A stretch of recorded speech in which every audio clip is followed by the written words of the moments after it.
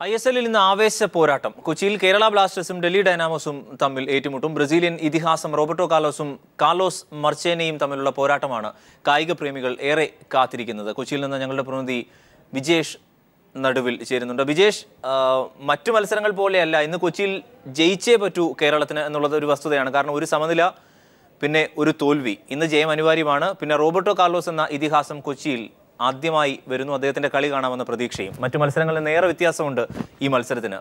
എങ്ങനെയാണ് നിലവിലെ ഒരു പ്രതീക്ഷ, കാത്തിരിപ്പ്? അരുൺ സൂചിപ്പിച്ചത് തികച്ചും വ്യക്തമായ ഒരു കാര്യം തന്നെയാണ്. ഒരു ജയം ഒരു തോൽവിയോടുകൂടിയാണ് കേരളം ഇന്ന് കളത്തിലിറങ്ങുന്നത്.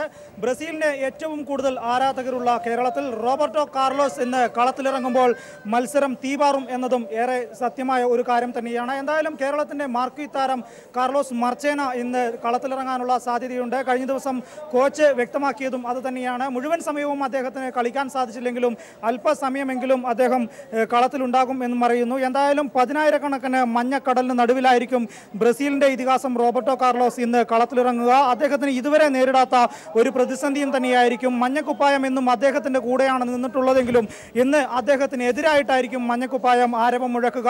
അതുകൊണ്ട് തന്നെ വലിയ ഒരു പ്രതിസന്ധിയും അദ്ദേഹത്തിന് നേരിടേണ്ടി വരും. അതോടൊപ്പം തന്നെ അത്ലറ്റിക്കോ ഡി കൊൽക്കത്തയോട് നിലം തൊടാൻ സാധിക്കാതെ പരാജയമടഞ്ഞാണ് കേരളം ഇന്ന് കൊച്ചിയിലേക്ക് എത്തുന്നതും. കൊച്ചിയിലെ ഈ മത്സരത്തിൽ എന്തായാലും കേരളത്തിനും ജയിച്ചേ മതിയാകും. നമുക്കിപ്പോൾ കാണുന്നത് പോലെ തന്നെ വലിയ ഒരു ആവേശത്തോടുകൂടെ തന്നെ കുറേ അധികം ആൾക്കാർ ഇവിടെ എത്തിയിട്ടുണ്ട്. ഇവരുടെ ആവേശവും നമുക്ക് കാണാവുന്ന. നിങ്ങൾ എവിടെ നിന്നാണ് വരുന്നത്?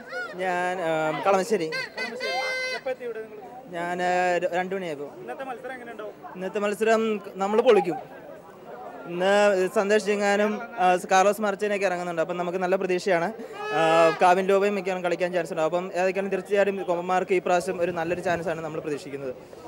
കേരളത്തിന്റെ വിജയ പ്രതീക്ഷ തന്നെയാണ് ഇവരും പങ്കുവെക്കുന്നതും. എന്തായാലും വലിയ ഒരു മത്സരം, തീപാറുന്ന ഒരു മത്സരം കേരളത്തിന്റെ ഭാഗത്ത് നിന്നും ഉണ്ടാകുമെന്നും കലൂർ രാജ്യാന്തര സ്റ്റേഡിയത്തിൽ ഒരു തീപാറുന്ന മത്സരത്തിന് 7 മണിക്ക് കിക്ക് ഓഫ് ഉണ്ടാകും. സച്ചിൻ ടെണ്ടുൽക്കർ, കേരളത്തിന്റെ ഓണർ കൂടിയായിട്ടുള്ള ക്രിക്കറ്റ് ഇതിഹാസം സച്ചിൻ ടെണ്ടുൽക്കർ അല്പസമയത്തിനകം ഇവിടെ എത്തും. അതോടൊപ്പം തന്നെ 60,000-ത്തിലധികം കാണികളെ ഉൾക്കൊണ്ട ഒരു സ്റ്റേഡിയമാണ്.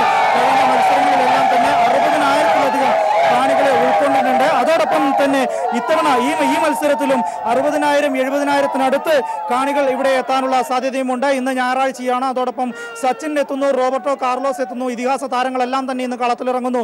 അതുകൊണ്ട് തന്നെ ഒരു തീപാറുന്ന മത്സരം കാണാൻ എന്തായാലും നിരവധി ആൾക്കാർ, കാണികൾ, കാൽപന്ത് കളിയുടെ കാൽപ്പനികതയ്ക്ക് ഒരിക്കലും നഷ്ടപ്പെടാത്ത ഈ ആഘോഷങ്ങൾക്ക് എന്നും കൊച്ചിയുടെ കൂട്ടായിട്ട് മലബാറിൽ നിന്നടക്കമുള്ള ഫുട്ബോളിന്റെ മാരക്കാനിയായിട്ടുള്ള കേരളത്തിലെ മലബാറിൽ നിന്നടക്കമുള്ള നിരവധി പേരുണ്ടാകും. എന്തായാലും ഫുട്ബോളിന് ഒരിക്കലും ആരവവും ആവേശവും നഷ്ടപ്പെടാത്ത രീതിയിൽ ഇവിടെ അവർ ഉണ്ടാകും. എന്തായാലും ഇന്ന് വൈകിട്ട് 7 മണിക്ക് വലിയ ഒരു മത്സരം, ഒരു ഫുട്ബോൾ മാമാങ്കത്തിന് തന്നെയായിരിക്കും തുടക്കമാവുക. അരുൺ.